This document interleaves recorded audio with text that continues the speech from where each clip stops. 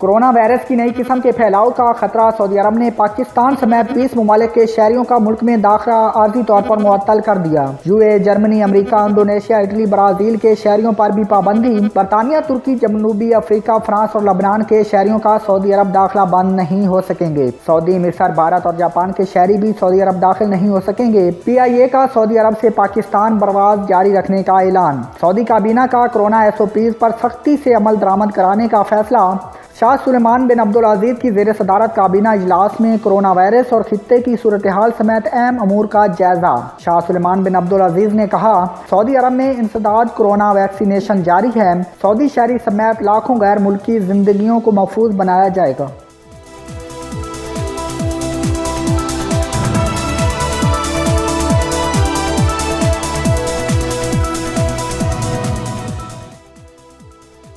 Corona سے بچاؤ کے حوالے سے اہم سنگ میل عبور۔ ملک کے مختلف اسپتالوں میں کورونا ویکسینیشن سینٹر قائم۔ بائیو میڈیکل فریزر بھی ویکسینیشن لگنے سے پہلے شوگر، بلڈ پریشر بھی چیک ہوگا۔ رجسٹرڈ ورکر کو مخصوص نیک نمبر لگائی جائے گی۔ پاکستان میں گزشتہ روز ویکسینیشن مہم کا آغاز اسلام آباد سے کیا گیا۔ ویکسین کی پہلی ڈوز اسلام آباد میں طبی عملے کے رکن کو لگائی گئی۔ وزیراعظم عمران خان بھی ویکسینیشن کے موقع پر موجود تھے۔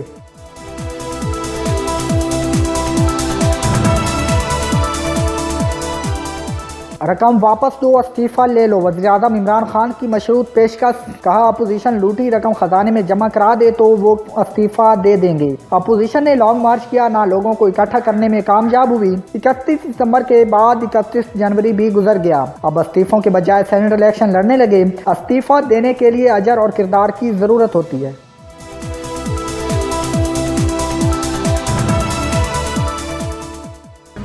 اور بہت ساری باقی جماعتیں اسی پہ یقین رکھتی ہیں کہ استعفے دینے چاہیے اور ضرور دینے چاہیے۔ لانگ مارچ اور دھرنا کتنا ہوتا ہے، کس طرح ہوتا ہے، یہ تو اب موڈالٹیز ہیں، یہ بیٹھ کے طے کریں گے۔ بتاتے ہیں استعفیٰ کیا ہوتا ہے، صبر تو کرو۔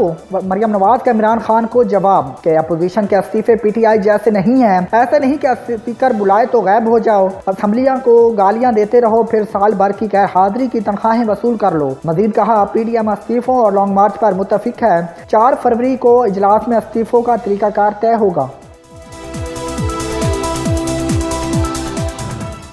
وفاقی حکومت کا براڈ شیلڈ کمیشن کے حوالے سے بڑا فیصلہ۔ گریڈ 20 کے افسر طارق محمود کو براڈ شیلڈ کمیشن کا رجسٹرار مقرر کر دیا گیا۔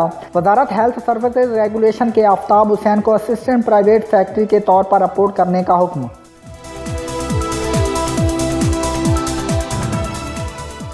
براڈ شیٹ کا نیب سے بقایا $22 لاکھ کا تقاضا۔ براڈ شیٹ کے وکلاء کہتے ہیں، بقایا رقم جلد نہ ملی تو پاکستانی اثاثوں کے خلاف کارروائی دوبارہ شروع کی جا سکتی ہے۔ نیب کے وکلاء کے مطابق حکومت پاکستان رقم دینا چاہتی ہے، کورونا کے سبب تاخیر کا سامنا ہے۔ کلیئرنس ملتے ہی رقم دے دی جائے گی۔ براڈ شیٹ کمپنی کیس جیتنے کے بعد $2.90 لاکھ پہلے ہی وصول کر چکی۔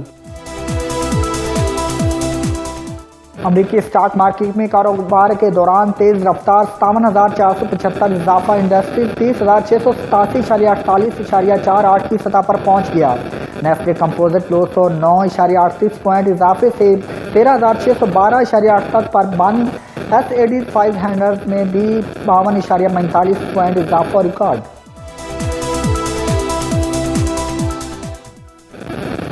لفظ پاکستان کے خالق چودھری رحمت علی کو پچھلے 70 برس بیت گئے۔